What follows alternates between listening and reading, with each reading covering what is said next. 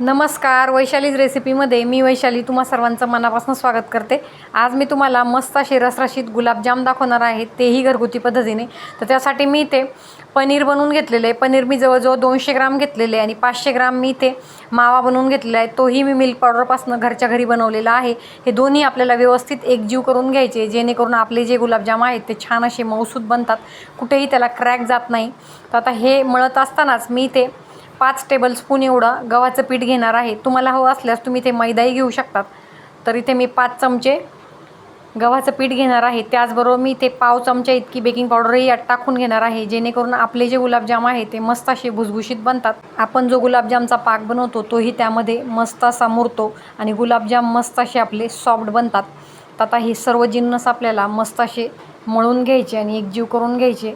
Soft असं हे पीठ आपल्याला मळून घ्यायचे। नंतर याचे आपल्याला गुलाबजाम बनवून घ्यायचे। गुलाबजामला एक कुठेही क्रॅक राहता कामा नये, या पद्धतीने आपल्याला पीठ मऊसूत असं मळून घ्यायचे ना। त्याचे आपल्याला छोटे छोटे गोळे बनवून घ्यायचे। हाताच्या साहाय्याने आपल्याला प्रेस करत गोल असे हे गुलाबजाम बनवून घ्यायचे आणि कुठेही क्रॅक राहणार नाही याची आपण इथे काळजी घ्यायची।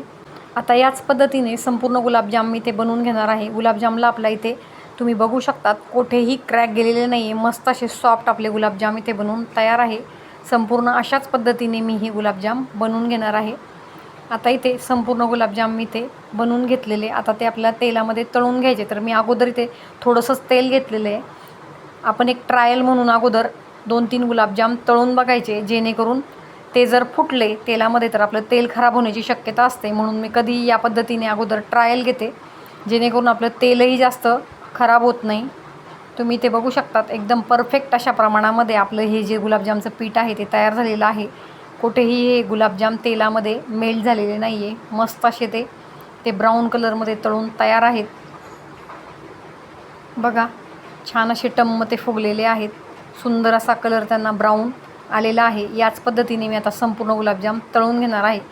आता आपण गुलाबजामसाठीचा जो पाक बनवला जातो तो बनवणार आहे। तर त्यासाठी मी ते 850 ग्राम साखर घेतलेली आहे। तुम्ही 1 किलोपर्यंत साखर इथे घेऊ शकतात आणि साखर बुडेल इतपत आपल्याला यात पाणी टाकून घ्यायचं आहे। त्याचबरोबर मी ते केशरचे थोडेसे स्ट्रँड्स टाकून घेतलेले आणि थोडंसं मी ते गुलाबजलही टाकून घेतलेलं आहे। हे व्यवस्थित मिक्स करून एक 7 ते 8 मिनटामध्ये आपला पाक बनवून तयार होतो। पाक आपल्याला एकतारी करायचा नाही आहे, हातात आपल्याला घेऊन बघायचं आहे। हाताला आपल्याला चिकट लागण्यास सुरुवात झाली की समजायचं आहे की हा पाक आपला तयार झालेला आहे। यात मी एक लिंबाची खापही टाकून घेतलेली आहे, जेणेकरून ही जी साखर आहे ती क्रिस्टलाइज होत नाही आणि पाक आपला छान असा बनतो। आता उरलेले जे गुलाबजाम आहेत ते मी भरपूर असं तेल टाकून घेतलेलं आहे कढाईमध्ये आणि त्यात आपल्याला ते ब्राऊन रंगावर तळून घ्यायचे।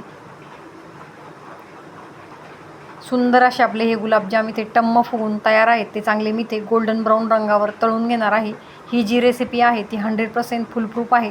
तुम्ही नक्की ट्राय करा आणि आवडल्यास माझा चॅनलही सबस्क्राईब करा आणि मला कमेंट करूनही सांगा की तुमचे गुलाबजाम कसे बनलेत। बघा मस्त असे क्रॅक नसलेले सुपर सॉफ्ट असे आपले गुलाबजाम बनवून तयार आहे।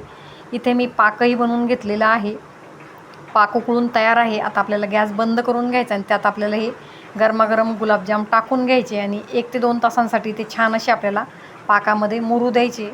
बघा किती छान असे पाकात टाकल्यानंतर डबल साईज यांची होते। सुंदर आणि सुपर सॉफ्ट असे गुलाबजाम आपले इथे बनवून तयार आहे। रेसिपी तुम्ही नक्की ट्राय करा।